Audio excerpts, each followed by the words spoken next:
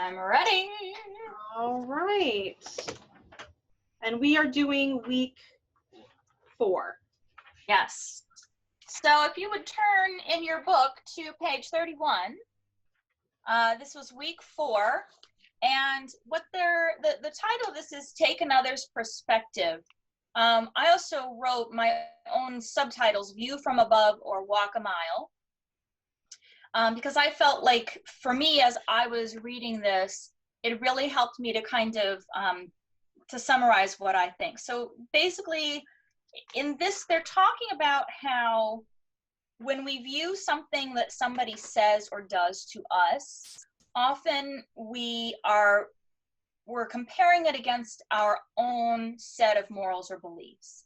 And without considering the fact that another person may have a completely separate set of these beliefs, and also without knowing kind of like what's going on in the day of, the day of their life, what set of circumstances they are working with. And we sometimes make a quick decision about, grabbing the good or the bad handle based on a snap judgment from our own perspective. And what the lesson talks about is how can you actually try to look at this from the other person's perspective, or walk a mile in their shoes. What incorrect notion led them to act as they did? We imagine ourselves in another person's situation. Now we know what they value. So thinking about their values, potentially thinking about what could be going on in their day, what might have happened, or what set of circumstances might have led to their action. And then it talks about how can we think about if we've made this same mistake in the past. Basically, there's that sympathy, right? Like, oh, I remember when I had a day like that, or I remember when I used to think blah, blah, blah. And then that kind of allows us that forgiveness of that person because we remember when we made a similar mistake. And what I love is they also talk about how Stoics are not suggesting that we necessarily agree with the other person, only that we give them fair opportunity to make their case in the spirit of human compassion and understanding. So it's kind of like that, agree to disagree aspect is, okay, I see your point. I don't agree with your point, but I see your point. Yep. So that was, and then in the exercise, what they asked us to do this week is to think about someone you encountered who frustrated you or you perceived to do you wrong. And then they had us, kind of identify something that frustrated us that another person did or said, and then kind of break it down from their perspective or from another perspective. So I think that kind of brings us up to speed where we're at. So the questions that they asked is, who was it? What did they do? How do you feel about that person? Why do you think they did that? What values might they hold that make sense of their actions? Did you or did you ever hold any of those values too?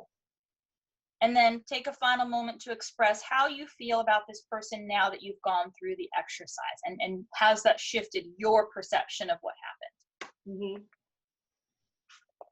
So there's a little summary. Excellent summary. I love it. I'm going to jump to Rob. Rob, what stuck out for you? Actually, as you were talking, something jumped out to me. There's sort of, before I get into some of the details, that first line, it's easy to feel righteous. And I think that the deeper you dig into this, if you think about self-righteousness, it's sort of this attitude of superiority that ties into what this is all about. And I obviously suffer from this because I think if the world lived according to Rob's rules, the world would be better. And maybe that's actually true. Maybe it's not, but it's not going to ever happen. So it's a righteousness feeling is sort of this superior attitude that you think you have or you know more. And the idea behind this is, well, okay, maybe you're not that important after all, because you're just one man, and maybe your ideas are good and maybe they're smart, but that doesn't mean other people's aren't either. So the righteousness part is in dealing with reality versus dealing with some ideal that's off in the ether somewhere or doesn't exist at all. So it's a dialing back your own attitude and your own feelings about yourself and the importance you put upon your opinions and thoughts of others. Right. Well, and we all strive, even in the Rob Code of Ethics, like what we strive for is one thing, but sometimes in the heat of the moment, even if our best intentions, we can lose that. And so I think to your point, it's like, it's reminding yourself, like, yeah, have you ever just kind of snapped a little bit? Yeah, I have. I know that feeling. Yep. Everything is controversial in some way, shape, or form. Every stand someone takes, there's detractors. So going through that exercise definitely helped me say, okay, let me look at it from that perspective rather than making about myself and my stance, which I didn't even think was much of a stance. To somebody else, it was. Yeah. Anytime you take a position to someone else, there's potential that could happen. Sure. If you're going to take stands, you have to be willing to take those arrows. Right. You're wrong. Well, it's that double-edged sword of, you have freedom of speech, and yes, you have freedom of speech in this country, but that doesn't alleviate you from potential consequences of what you have spoken. Correct. Right? You can your right to speak is protected, but that doesn't mean it's without consequence. And I think that's what a lot of people in general get mixed up with the whole freedom of speech bit. Well, and even that, any type of freedom has consequences. Mm-hmm. But just because I have a righteous opinion about freedom does not mean everyone else does or should. So here's the question. Do you ever hold any of those values too, as far as being safe, not wanting to take a stance, not wanting to make a ripple? And it sounds like that's kind of where it came to an apex to you, because you were saying your intuition kind of went, because you're like, oh yeah, I usually don't take a stance because I don't want to. Yeah. And I think, let's see.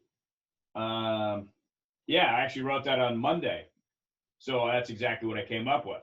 I act out of safety and fear on most days by not pushing my own boundaries. So I can live in the safe. You push the boundaries a little bit, but I'm trying to find the boundaries with that in myself. How bold do I want to be in certain opinions? Right. But I think that there's a way to kind of play both edges there, essentially taking this same lesson and actually using it in your verbalizations on the radio is okay, I have my set of beliefs, but just for a minute, I'm going to walk in the shoes of the small business owner, and the small business owner, even with the loans, if I'm the small, and basically like set it up like you're playing a little play about it, right? Let's pretend I'm a small business owner. I've got this little business. How would I feel then? And essentially walking people through in your show as a way of offering another perspective without it be you saying, I'm Rob Hunter and this is what I think. It's, if I walked a mile in this person's shoes, how would I feel? If I walked a mile in this person's shoes, how would I feel? And so you're allowing people to have that sympathy without tying it, oh, Rob Hunter thinks X, Y, Z, he's an a-hole. Right. You can show other perspectives. Without necessarily making it yours. Yeah. And then it still accomplishes both goals. It puts bold statements and bold feelings out there that appeases your station's mission, right? Yep. But allows you to still stay authentic to your voice as well.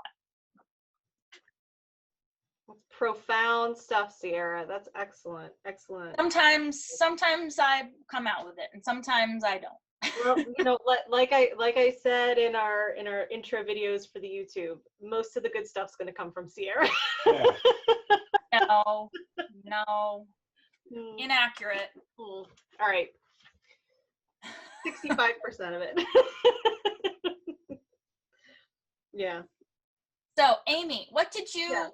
what was one of your favorite learning experiences from this exercise this week? So I'm going to share two, but very briefly. So the first one was a little bit more true of a walk in someone else's shoes. I had a frustrating situation with another client of mine, and just realizing that both of us were in some ways in the wrong here, but being compassionate enough to realize how it got to that point from her end, and then also being more mindful of how I can better protect myself going forward, like in the future. Balls got dropped, and through that, there were some misunderstandings of what I was doing and how I would be compensated for that. So I basically just went through that and kind of put myself in her place, and it did help. And it really helped me with getting a perspective and being able to say, you know what, I know that deep down, it's actually not even deep down, it's pretty surface, but I know that this person is intending to be, thoughtful and virtuous and caring. It's just, this happened. And Right. from my perspective, I said, I value, what do I value? I value justice and reason. And sometimes those two worlds don't always align necessarily, but through that, recognizing that, just to have a little bit compassion for her in the situation, and being able to come at it from a heart-centered place to say, listen, let's figure this out together. It doesn't have to be something where we're butting heads, so we'll figure it out. The other thing was, actually, interestingly enough, the person that I was frustrated with, I did a couple exercises while I was frustrated with myself. And looking at myself and the frustrations that I felt for myself in the past, and kind of where they came from, what my expectations were, what I hadn't learned at that point, and being able to recognize that at that point, when I experienced that frustration, I have since kind of grown or acquired more information and knowledge and insights from there. And it actually ties a lot to one of the things that are in here, where they talk about Marcus Aurelius on page 33, and it says, as Marcus suggests, our own views of what is good and bad may have changed because we've learned from our mistakes and are a little less wise than we used to be. So we can then afford to be charitable towards someone else who hasn't yet had that same breakthrough.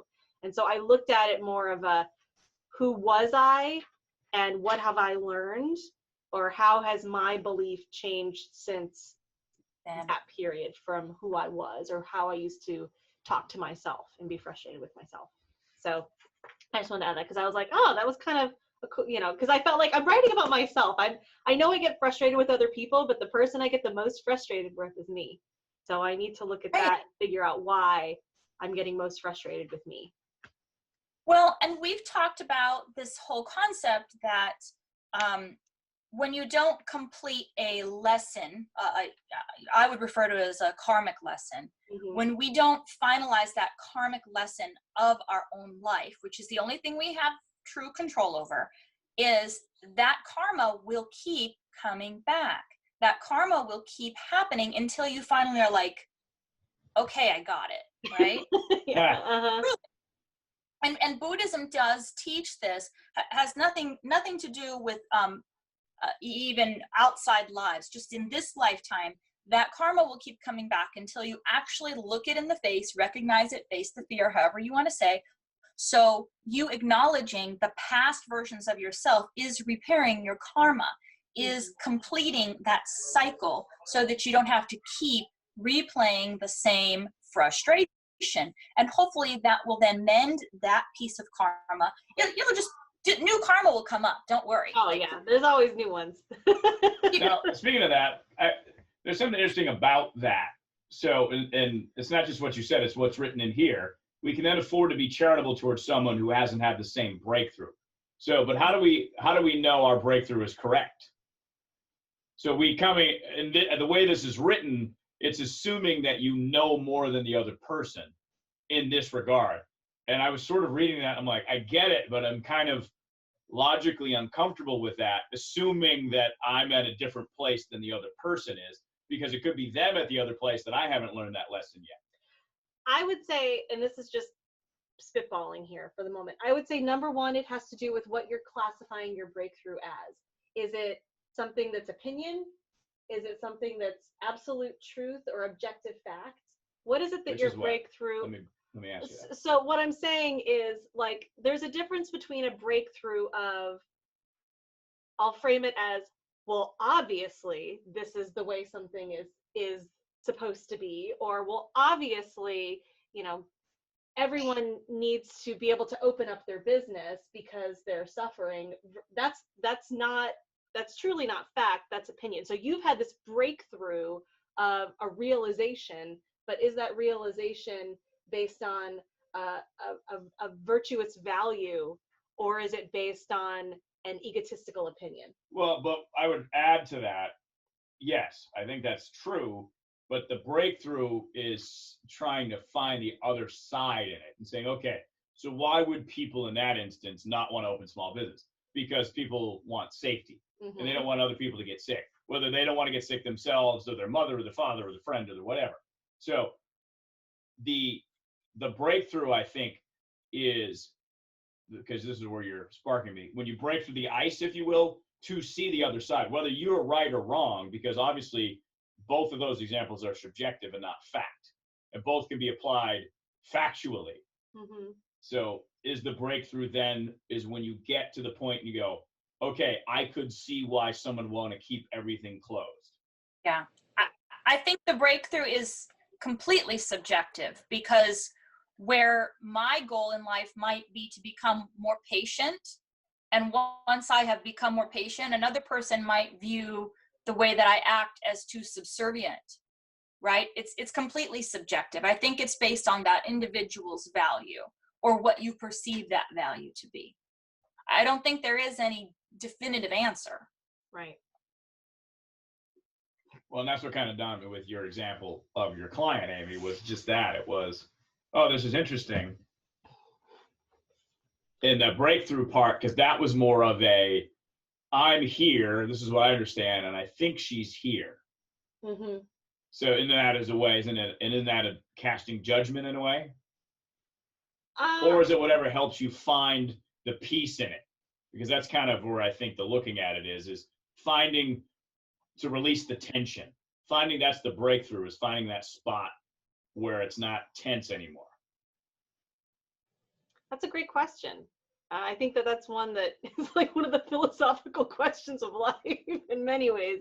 But I think so long as your perspective is not necessarily assigning judgment, or you're looking down on them to say, oh, you know, they're not there yet, whatever there right. is. That's what I got caught up on. Like it's more like, this is where they were, and I need to be able to recognize that and be, I don't want to say forgiving, but just be okay with it. Understanding of it. Yeah. Well, there's something that I actually wrote that's highlighted rather on 33. A basic tenet of Stoicism is that nobody wants to do wrong on purpose, and everyone thinks that they have good reasons for their actions. So to put that into context of the client who she didn't have ill intent, right, but a lot of circumstances that were happening pulled her focus from perhaps putting it all into the place where you valued it to be. Right. And that her reasons for kind of letting it fall by the wayside was the circumstance. Mm-hmm. Right. And when you can put it in her perspective that, you know, okay, I can take a step back and say, look, she wasn't trying to cheat me. She wasn't trying to devalue me. It just kind of happened. But you guys had the conversation, and you ultimately came to a mutual ground where you were both okay, and sounds like set up for better boundaries for the future as well. Yes, exactly. So you closed that karmic circle. Hopefully it's closed. Depends on the next conversation, right? It depends on what happens next, but yes, hopefully it's closed. Yeah. You never know. Maybe that's what this is for. I mean, maybe that's what this whole encounter is for, it's a lesson. But further to help you evolve. Yeah. And her evolve at the same time. So right. you can both evolve in this through this circumstance. So there's the karma part of it. Yep. To kind of elevate yourselves as human beings. Right. Yeah. Exactly. Well, my example actually kind of addresses exactly what you were asking about, Rob, like where the breakthrough is. Because mine literally involved a break, and mine literally involves somebody who isn't as old as me. So I'll set the stage. So we were Colt and I were outside. Colt's my 5-year-old son, and I was in my garden. I was doing some gardening. I was doing some pruning, and I was like in the zone. And usually when we're outside, like that's where it's totally free play time for him. Like he knows what he can do, and he's kind of doing his own thing, and I'm not messing with him. And all of a sudden I hear a smash, and I look over, and I have this light in my garden. It's a solar light, and it literally has like a round ball for the actual like light fixture. And he's standing there,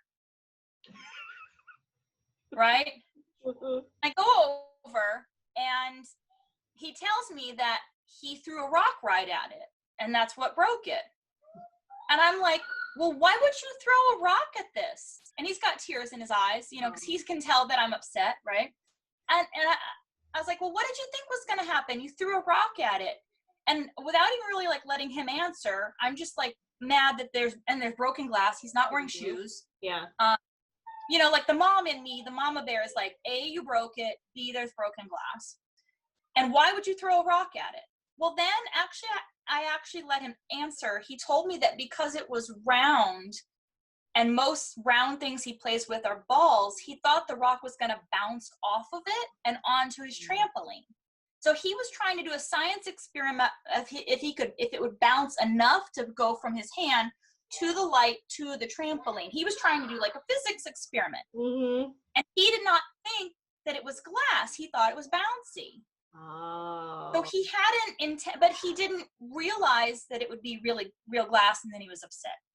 So when I was able to step back, I understood the fact that because it was a ball shape, he equates that with bouncing. And I know that his experimentation is part of his brain development as a 5-year-old. I could tell from watching his actions and his reactions, he hadn't meant to break it. He didn't have ill will. He wasn't trying to do harm. He had like a good intention.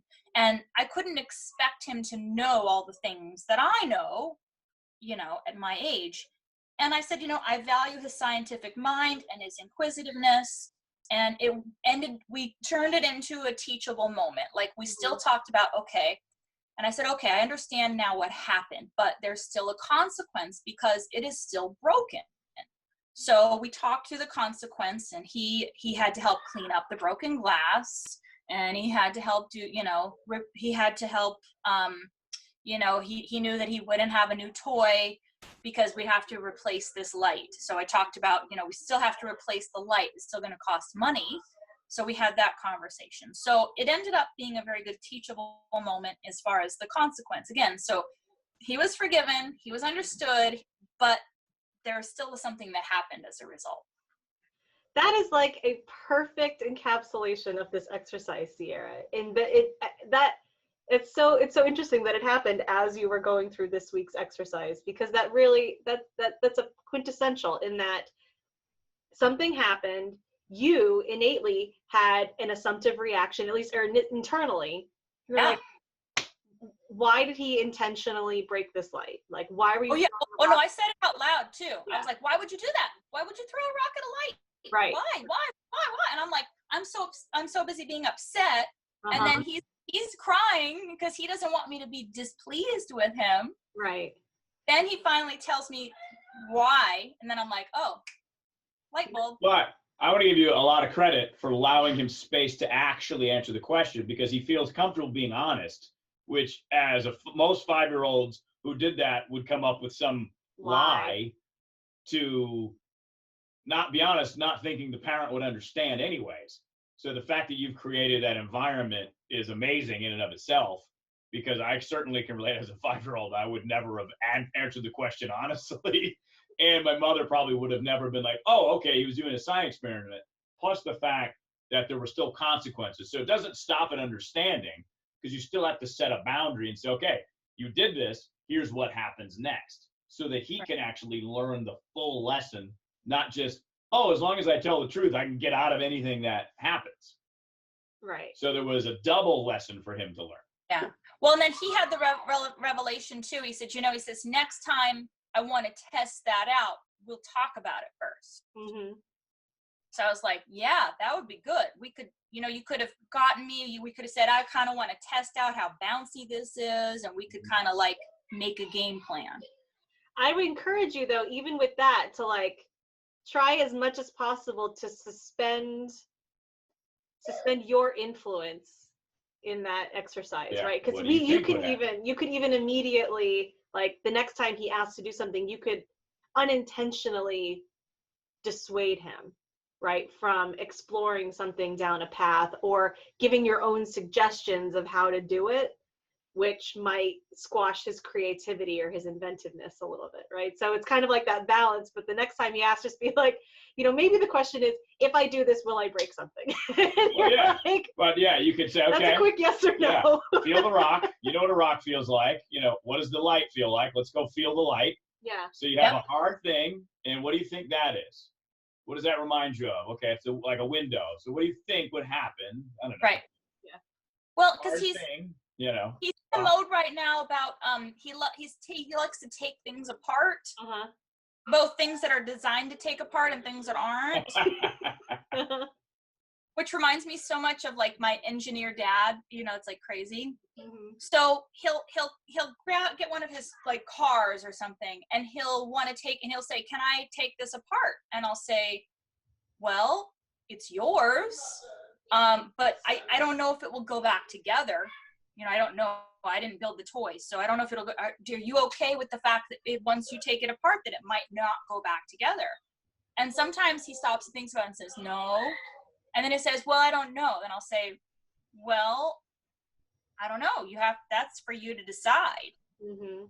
And it is. If it's his item and it's for him to decide, then it's.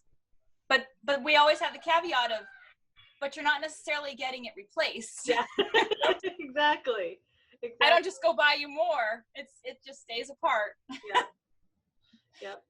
There's not an automatic like refresh machine that No, not in my house anyway. No. That's not how I parent. But I mean that's so key. All of that is just so key, because you're right, because thinking back to typically if that would happen with a 5-year-old, what is our reaction? Our reaction is anger, our reaction is frustration, our reaction is like, what the frig? And so a lot of times that's how we can react. And I think so often, not just as parents, but as people, that's how we react. Like, how could you do this? Back to your point, how could you do this? And Rob, like what you were saying, children, not just children, people so often lie because they, whatever the reason is, they feel like either the reason is not going to be believed, and that's a whole other thing to go down, like why isn't it believed? Or good enough. Or it's not. Or they feel stupid. Or they, exactly. Or or embarrassment, ego, right? All those things that kind of kick in. Or because they know that regardless of the answer, the initial response is still going to be the one that perpetuates, right? That how could you, what the frig, as opposed to truly pausing, regardless of the age of the other person, just truly pausing and listening. And whether that listening is truly an actual verbal communication of some sort, or that listening is like doing this and listening in your own mind by taking the walk in their shoes, taking their perspective, trying to listen from a different view. I think those are both so key. But I love your example. I think that's just such a perfect example of the situation and how you can, have your initial gut, you pause, you ask and you reflect, but you still create those consequences too. It's not passive. And I think that's where Buddhists and Stoics can get a bad rap, because they're just like, oh, back to your point, how do you draw the line? It's like, you don't want to be like, oh, live and let live, peace, whatever. It's like, no, That's not how the Stoics operated. They had some basic things that they were like, listen, we are active participants in this world and in society. We are not passive observers. So we have to learn how to be active participants, but do it so virtuously and being mindful that we are, not solely looking through things through our lens or jumping to conclusions as to people's behavior. Back to your point that, they believe that nobody truly wants to do wrong. They just don't know what's right, and that's something that we have to constantly remind ourselves of. Well, and then what is right? It's getting beyond your initial reaction, really, because certain things happen. Your initial reaction is boom, for whatever reason your body's telling you to. It's once you get beyond that. So that's that view from above too. It applies not only to other people, it applies to yourself, which goes back to last week's lesson. Really is, okay, so I reacted this way. Now, and the faster you can get to that upward view, the more stoically trained you are, because you're going through this exercise all the time. Yeah, well, and not getting stuck there. Like, it's okay to feel that, but don't live there, right? Like, get frustrated, get passionate, but don't move in. Don't make too comfortable. Like, move on and lessen up, or take what you perceive needs to be the lesson, and then move on, and hopefully that becomes, level up. Like, okay, now I know that. All right, now I know to blah, blah, blah, whatever it is.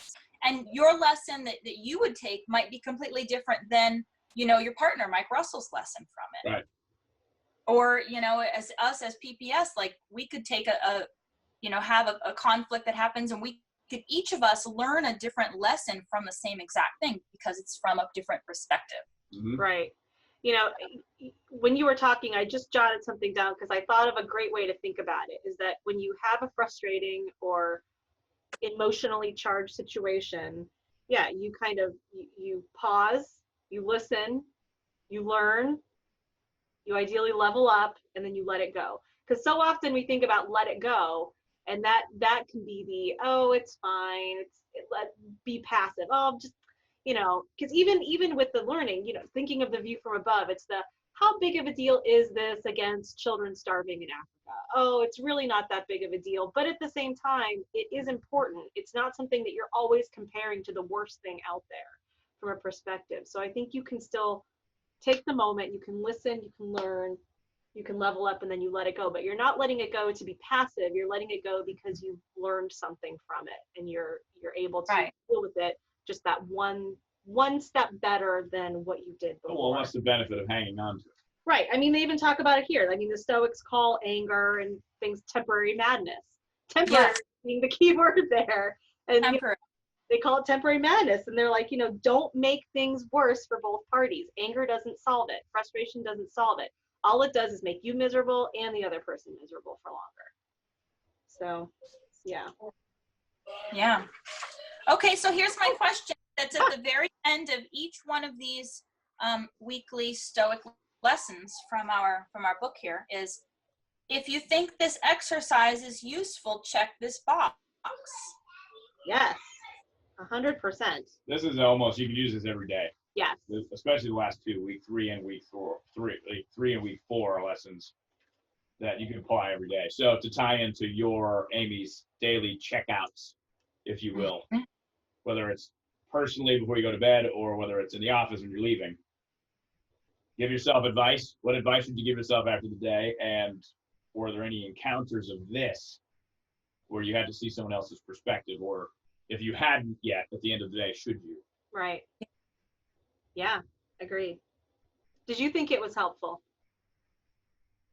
Me? Check the box, yeah. I did. Yeah. I did. I thought it was a nice way to kind of explain that, you always see that, like, oh, before you judge somebody, like, you don't know what just happened to them that day, or you don't know what they're going through. And, I think that's obvious right now. Like, you don't know if somebody just lost someone, if they lost their job, if they, it's like you don't necessarily know. And a lot of times people don't share things, so you have no idea. You never know what somebody else is going through. And, there's always somebody who's got things a lot worse than you, and there's always somebody who's got something better than you. Before you judge, walk a mile in someone else's shoes, which is very true. It doesn't mean that you excuse the behavior. You just see it for what it is and where they're at, and, what they may or may not value. or have as their belief system, and you can recognize it. It doesn't mean that you're okay with it per se, or that you excuse it, but you can simply see where they're at and then compare back to the lesson, compare it to, have I ever been there too? And how have I grown or changed since then? And if the opportunity And then presents just itself, how can you assist? Yeah, and just be compassionate with that. How can you assist in giving them the same lesson that maybe you learned or some Yeah. version of it? Yeah. I mean, it's all about the timing, right? But absolutely. Well, sure, Yeah. if there's an opportunity. Yeah. And think back, did someone help you to that exact point, and how? Mhm. Yeah. And a lot of times people helped you without them even realizing that they had. I will lead off next week's, which is making yourself uncomfortable. Yes. Minor Okay. physical hardships. Yep. And how to navigate those.